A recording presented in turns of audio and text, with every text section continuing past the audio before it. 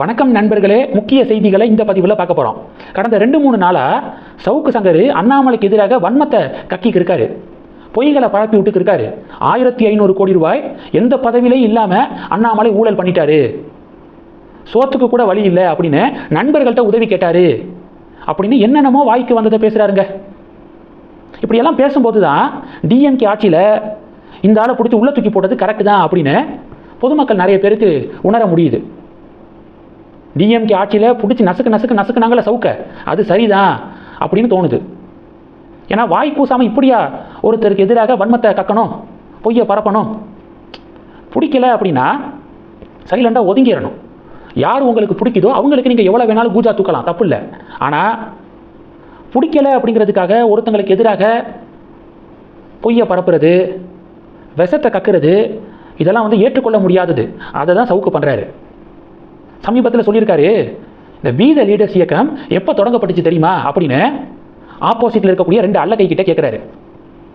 மாலதி அக்கா சொல்கிறாங்க, 1 மாதம் ஆச்சு, இப்போ தான் தொடங்கப்பட்டுச்சு அப்படின்னு சொல்லிட்டு அவங்க சொல்ல, அதுதான் இல்லை 2020 தொடங்கப்பட்டுச்சு அப்படின்னு என்னமோ புதுசாக கண்டுபிடிச்சிட்டாராம்.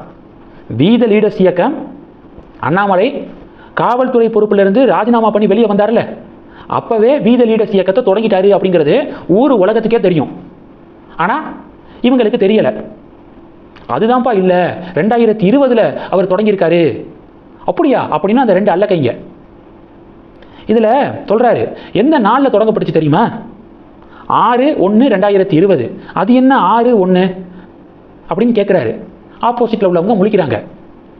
அகிலாவுடைய பர்த்டே. யார் அகிலா? அண்ணாமலையுடைய மனைவி அப்படின்னு சொல்லி சிரிச்சுக்கிறாரு. இதுதான் அண்ணாமலை அப்படின்னு. என்னங்க, தன்னுடைய மனைவி பிறந்த நாளில் ஒரு இயக்கத்தை தொடங்கியிருக்காரு, இதில் என்ன தப்பு? அண்ணாமலை சப்போர்ட்டர்ஸு சவுக்கு சங்கருடைய இந்த வீடியோவெல்லாம் பார்த்து பயங்கர டென்ஷன் ஆயிட்டாங்க. கமெண்ட் செக்ஷனில் கிளிகளின்னு கிழிக்கிறாங்க. அதெல்லாம் சொல்லக்கூட முடியாது பொது வெளியில். தன்னுடைய மனைவி பிறந்த நாளில் இயக்கத்தை தொடங்காமல் பின்ன அப்படின்னு சொல்லிட்டு ஃபில் பண்ணிக்கோங்க.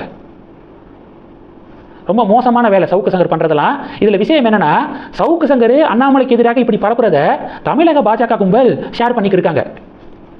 தமிழக பாஜக கும்பல் இதே சவுக்கு சங்கர் பாரத பிரதமர் நரேந்திர மோடியையும் நரேந்திர மோடி அவர்களுடைய தாயாரையும் எவ்வளவு இழிவாக பதிவு போட்டிருக்காரு. கிளவிக்கு தண்ணி வையா, இல்லைன்னா அடுத்த வாட்டி ஃபோட்டோ எடுக்கிறதுக்கு கிளவி இருக்காது அப்படின்னு பாரத பிரதமர் நரேந்திர மோடி அவர்களுடைய தாயாரை இழிவாக பதிவு போட்டவர் தான் இந்த சவுக்கு சங்கர். இன்னைக்கு இந்த சவுக்கு சங்கர் போடக்கூடிய வீடியோக்களை தமிழக பாஜக கும்பல் பரப்பி விட்டுக்கு இருக்காங்க. மோடியை இழிவுபடுத்தினதெல்லாம் இவங்க கண்ணு முன்னாடி வரவே இல்லை. இன்னைக்கு தமிழக பாஜக கும்பலுக்கு ஒரே நோக்கம், அண்ணாமலையை எதிர்க்கணும், அண்ணாமலையை இழிவுபடுத்தணும். இவ்வளவு கீழ்த்தரமாக தமிழக பாஜக இறங்கிட்டாங்களே அப்படிங்கிறதான் பல உண்மையான பாஜக விசுவாசிகளுடைய ஆதங்கமாக இருக்குது. பார்க்கலாம். இது ஒன்று. ரெண்டாவது என்ன பார்க்க போகிறோம்? தமிழக அரசாங்கம் ஆந்திரா கவர்மெண்ட்டுக்கு ஒரு கடிதம் எழுதியிருக்காங்க. ஆந்திர கடல் எல்லையில் மீன் பிடிக்க தொடர்ந்து அனுமதிக்கணும் அப்படின்னு டிஎன் கவர்மெண்ட் கடிதம் எழுதியிருக்காங்க. பின்னணி என்ன தெரியுமா? சென்னை மீனவர்கள் இருக்காங்களே, எப்போதுமே தெற்கு ஆந்திர கடல் பகுதியில் தான் அதிகமாக மீன் பிடிக்கிறாங்க. சமீபத்தில் ஆந்திரா கவர்மெண்ட் ஒரு டிசிஷன் எடுத்திருக்கு. ஆந்திராவுடைய கடல் எல்லையிலிருந்து 12 கடல் மைல் டிஸ்டன்ஸுக்குள்ள மற்ற மாநில மீனவர்கள் மீன் பிடிக்கக்கூடாது அப்படின்னு சொல்லி ஒரு டிசிஷன் எடுத்திருக்காங்க. என்ன நியாயம்ப்பா இது? எல்லாமே இந்தியா தானே. இப்போ தமிழக அரசாங்கம் வழக்கம் போல ஆந்திர கடல் எல்லையில் மீனவர்கள் மீன் பிடிக்க, தமிழக மீனவர்கள் மீன் பிடிக்க அனுமதிக்கணும் அப்படின்னு கடிதம் எழுதியிருக்காங்க. இந்திய மீனவர்கள் இலங்கையுடைய கடல் எல்லையில் மீன் பிடிக்கும்போது இலங்கை கடற்படை நம்ம இந்திய மீனவர்களை பிடிச்சிடுறாங்க. அதுக்கே நம்ம அவ்வளவு கொந்தளிக்கிறோம். வாழ்வாதாரம் சம்மந்தப்பட்ட இஷ்யூ இது. மீன் பிடிக்கணுங்கிறதுக்காக எல்லை தாண்டி வந்து பிடிச்சிட்டாங்க. அதுக்காக அவங்களுடைய படகை சீஸ் பண்ணுறதா, அவங்கள கைது பண்ணுறதா அப்படின்னு சொல்லி எல்லாரும் கொந்தளிக்கிறோம். இங்கே பக்கத்து மாநிலமான நம்ம இந்தியாவுக்குள்ளே இருக்கக்கூடிய சக மாநிலங்கள் இதெல்லாம் மற்ற மாநிலத்தவர்கள் மீன் பிடிக்கக்கூடாது அப்படின்னு ரூல்ஸா? அநியாயத்துடைய உச்சம் அப்படின்னு சொல்லிட்டு பலர் தங்களுடைய ஆதங்கத்தை வெளிப்படுத்துகிறாங்க.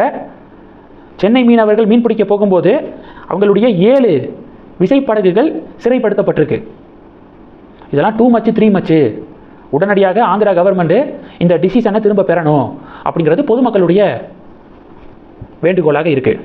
தமிழக அரசாங்கமும் கடிதம் எழுதியிருக்காங்க. இந்த செய்திகளை பற்றி உங்களுடைய பார்வைகளை மறக்காம கமெண்ட் பண்ணுங்க. தொடர்ந்து கனெக்ட்ல இருங்க. அடுத்தடுத்து நிறைய பதிவுகளை பார்க்க போறோம். நன்றி. ஜெய் ஹிந்த்.